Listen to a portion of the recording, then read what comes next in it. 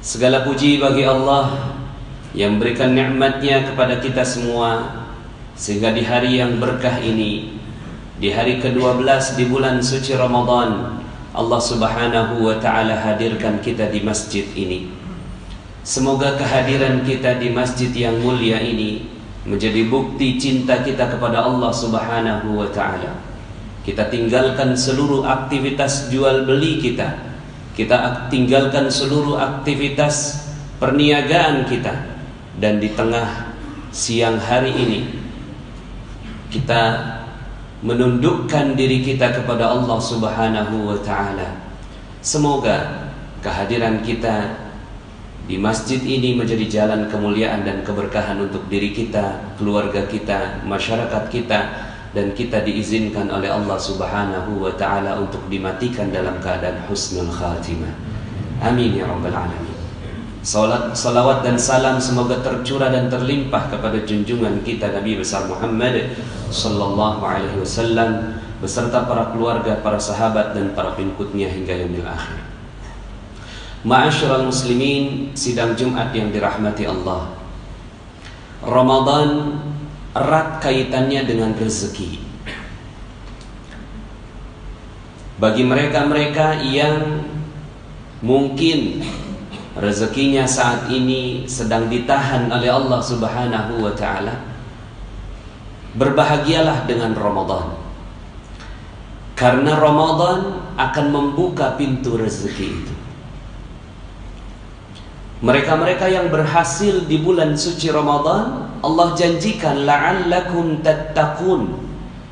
Mereka akan menjadi orang-orang yang bertakwa. Maka ganjaran bagi orang-orang yang bertakwa ini Allah juga sebutkan di dalam ayat yang lain. Di dalam ayat lain disebutkan wa may yattaqillaha yaj'al lahu makhraja.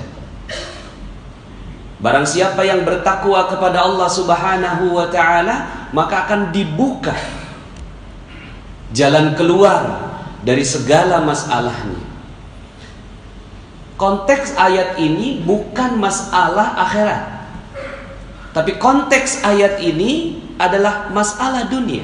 Yaj'al lahu makhraja. Akan Allah Subhanahu wa ta'ala buka masalah-masalahnya, problem-problem kehidupannya di dalam kehidupan dunia, maka dimudahkan. Bagi siapa? Bagi mereka-mereka orang yang bertakwa. Wa yarzuqhu, dan akan diberikan rezeki min haitsu la yahtasib, dari arah yang tidak disangka-sangka. Bagi mereka yang memahami tentang hakikat ini, maka pastinya akan bersungguh-sungguh di bulan suci Ramadan. Karena pahala yang Allah Subhanahu wa ta'ala berikan bukan hanya di akhirat, tapi juga dalam kehidupan dunia.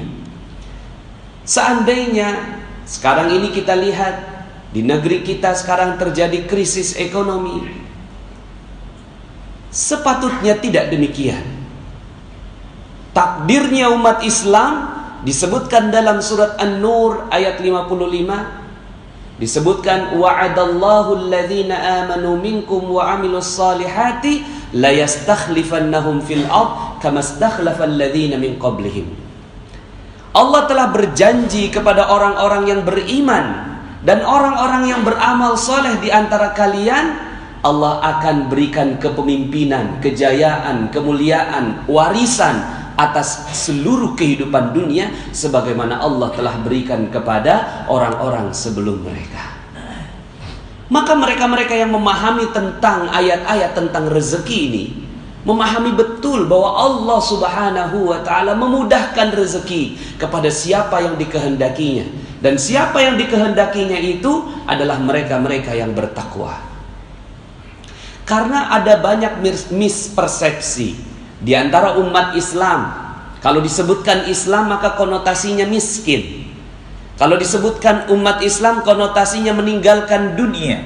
Kalau disebutkan Islam maka dia tidak mendapatkan bagian di dunia, hanya dapatkan bagian di akhirat. Padahal fakta sejarahnya tidaklah demikian. Fakta sejarahnya umat Islam menguasai bumi selama 700 tahun lamanya. Setelah wafatnya Rasulullah sallallahu alaihi wasallam, maka bumi diserahkan kepada umat Islam 7 abad lamanya. Dan itu, kalaulah jamaah sekalian berkesempatan pergi mengunjungi negara Turki, maka di sana akan dilihat begitu luar biasanya peradaban yang sebelumnya dikuasai oleh umat Islam. Kalaulah kita berkesempatan untuk datang kepada negara-negara Islam yang sekarang ini sedang Allah buka minyaknya, maka kita pun akan terbuka betapa rezeki ini Allah subhanahu wa ta'ala berikan kepada umat Islam. Itu yang terlihat saat ini. Tersisa. Kenapa disebut tersisa? Karena memang kenyataannya Rasulullah sallallahu alaihi wasallam menyebutkan khairul qurun qarni, tsummal ladzina yalunahum, tsummal ladzina yalunahum. Sebaik-baiknya zaman adalah zamanku, lalu kemudian menurun lagi terus sampai akhir zaman. Sisanya saja masih begitu berlimpah ruah rezeki yang Allah berikan kepada umat Islam. Faktanya, di dalam bukunya Dr. Jaribah menyebutkan fikih ekonomi Umar bin Khattab radhiyallahu an menyebutkan bahwa kekayaan para sahabat Nabi itu bermiliar-miliar. Umar bin Khattab radhiyallahu an memiliki 70.000 ladang pertanian, yang kalau dikurskan sekarang 160 juta satu ladang, dikali 70.000 kurang lebih 11,2 triliun rupiah. Aset miliknya Umar bin Khattab radhiyallahu an. Dan setiap aset itu menghasilkan. Berapa penghasilannya? Penghasilannya adalah 233 miliar per bulan, jika dikurskan ke rupiah. Artinya apa? Artinya Umar bin Khattab radhiyallahu an itu amat kaya raya. Tapi untuk apa kekayaannya Umar bin Khattab radhiyallahu an? Kekayaannya bukan untuk dirinya, karena dirinya cukup. Beliau tidur di bawah pelepah kurma, bajunya hanya 2, makan 2 lauk sudah terlalu berlebihan bagi Umar bin Khattab radhiyallahu an. Tapi kekayaannya melimpah ruah, dan kekayaan itu yang diberikan kepada umat Islam di zamannya. Umar bin Khattab belum ada apa-apanya. Ada sahabat yang lebih kaya daripada dia, yang namanya Abdurrahman bin Auf. Dalam sejarah disebutkan setiap Abdurrahman bin Auf berjalan, lalu kemudian dia lihat ada batu, lalu kemudian batunya dibuka, maka di bawahnya ada emas. Masya Allah, inilah keajaiban zaman itu. Di bawahnya ada emas. Karena memang Allah yang maha memindah-mindahkan segala harta. Kecil dunia ini bagi Allah, karena jika dibandingkan dengan seluruh alam semesta, maka bumi ini hanyalah lebih kecil daripada debu. Maka emas yang digeser datang kepada Abdurrahman bin Auf itu adalah sebuah harta yang kecil di sisi Allah subhanahu wa ta'ala. Maka para sahabat saat itu menyaksikan keajaiban Abdurrahman bin Auf, dan kekayaannya melebihi seluruh kekayaan sahabat. Itu Abdurrahman bin Auf. Bahkan sampai sekarang kekayaan sahabat masih ada. Kekayaan sahabat Nabi bernama Utsman bin Affan radhiyallahu an. Utsman bin Affan radhiyallahu an hidup 1400 tahun yang lalu. Beliau sudah meninggal dunia, tapi sampai sekarang rekeningnya atas nama Utsman bin Affan, nomor rekeningnya masih ada di salah satu bank di Saudi Arabia.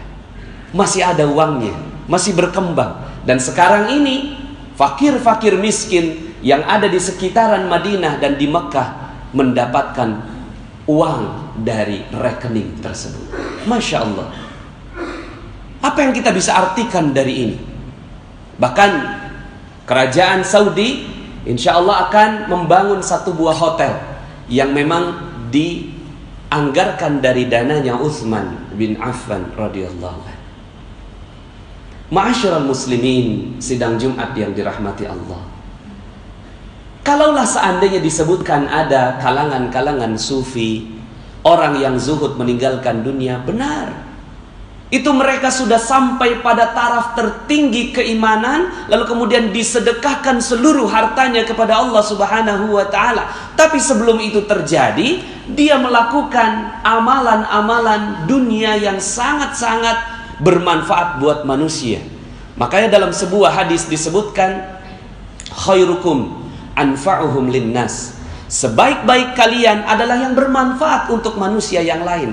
Konteks bermanfaat untuk manusia yang lain di sini adalah konteks bermasyarakat, bersosial, berbisnis, berusaha. Ini bermanfaat untuk orang lain. Seorang pimpinan yang memiliki 100 karyawan, ini khairukum anfa'uhum linnas. Seorang yang berdagang, lalu kemudian dia memberikan manfaat buat orang lain, dagangannya memberi manfaat buat orang lain, ini anfa'uhum linnas. Maka anfa'uhum linnas ini menjadi syarat keimanan sebelum masuk dalam taraf di atasnya, yaitu zuhud, meninggalkan seluruh kehidupan dunia. Burudud dunya fil qalbi, sudah tawar dunia di dalam hatinya. Tapi di dalam sejarahnya juga disebutkan 10 dari sahabat yang dijamin masuk surga, hanya 1 yang miskin. 9 diantaranya semua adalah kaya raya. 1 diantaranya ini bernama Ali bin Abi Thalib. Kita tahu kalau Ali mau kaya gampang. Kita tahu betapa mudah bagi Ali untuk kaya. Tapi apa yang dilakukan oleh Ali bin Abi Thalib? Yang dilakukan oleh Ali bin Abi Thalib, dia memilih ilmu daripada kekayaan. Tapi itu pilihan. Karena beliau sanggup untuk mendapatkan kekayaan, tapi kemudian beliau meninggalkannya. Dengan fakta-fakta seperti itu, dengan ayat-ayat yang jelas dari Allah Subhanahu wa taala, maka sepatutnya kita semua ini adalah orang-orang yang kaya raya. Kaya raya. Tidak mungkin kita digusur. Tidak mungkin kita diusir dari tempat kita lahir. Seperti yang terjadi saat ini. Kalau itu yang terjadi, berarti bukan Allah yang salah kasih rezeki. Bukan. Karena Allah kasih rezeki buat kita, berikan rezeki berlimpah ruah kepada kita. Tapi ada orang-orang yang tidak diberikan rezeki oleh Allah Subhanahu wa taala. Kalau digambarkan rezeki Allah itu seperti air bah. Dari atas banjir turun, ya. Begitulah datangnya rezeki. Maka siapapun yang ada di bawah pasti dapat rezeki. Karena rezeki Allah dari atas, maka semua orang manusia ada di bawahnya.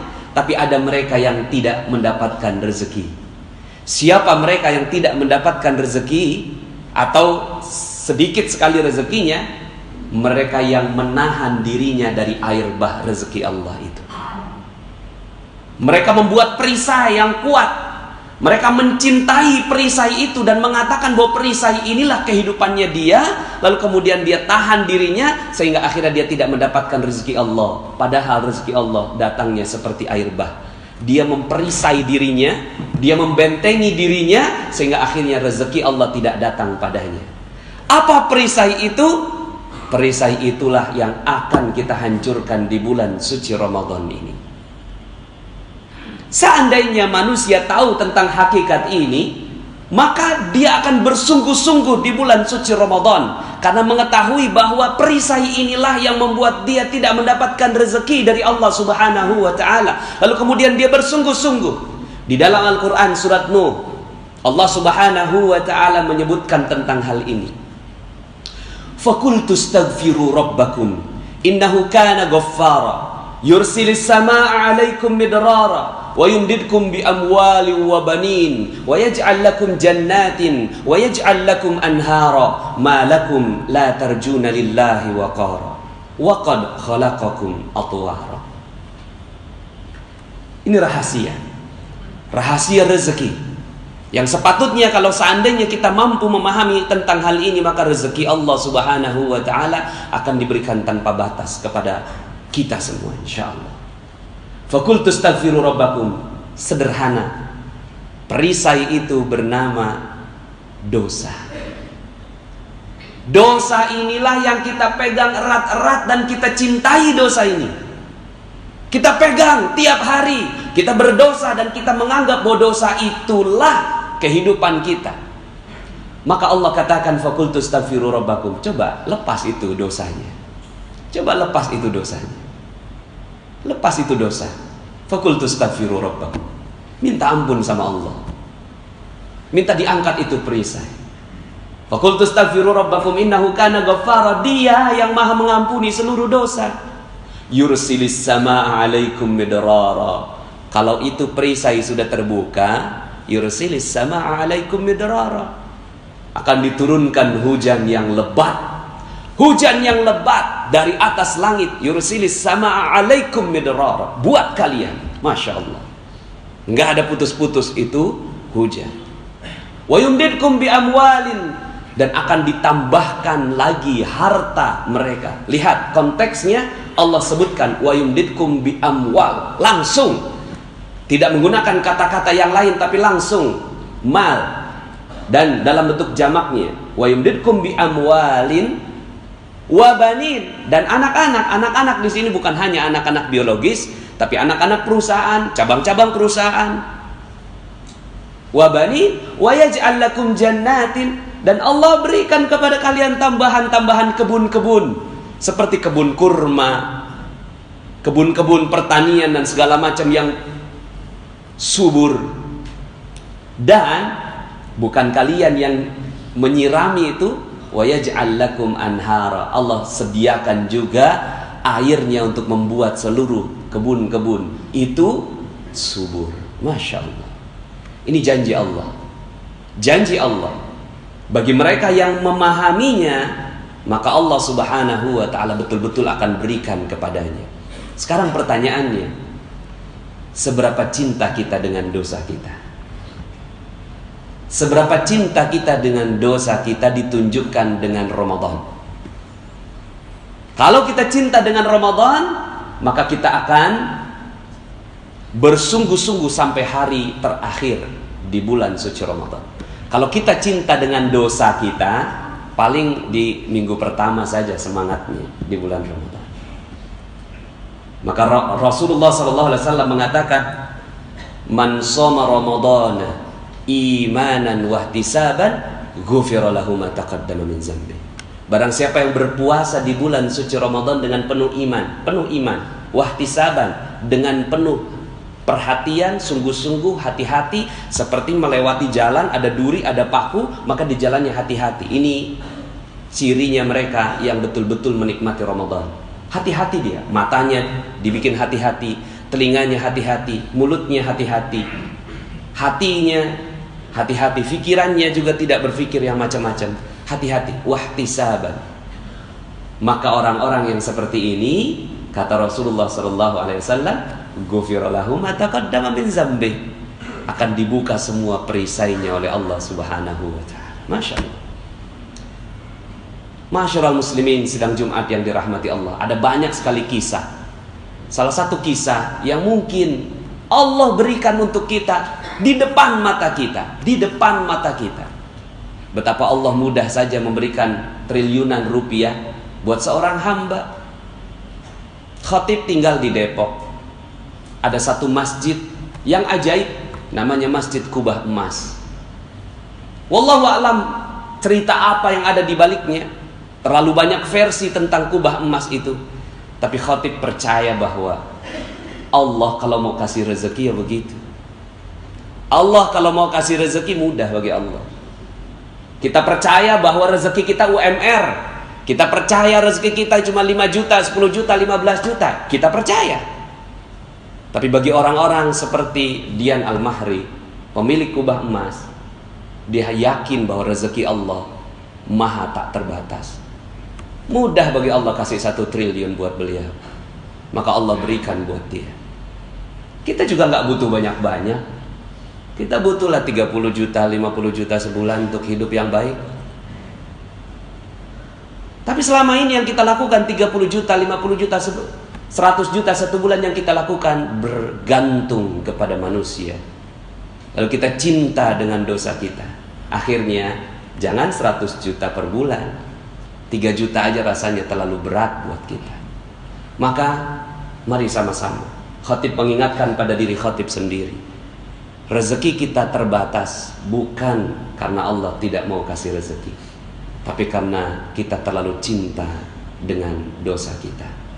Barakallahu li wa lakum fil Qur'anil azim wa nafa'ni wa iyyakum bima fihi minal ayati wadh-dhikril hakim. Fataqabbala minni wa minkum tilawatahu innahu huwal ghafurur rahim.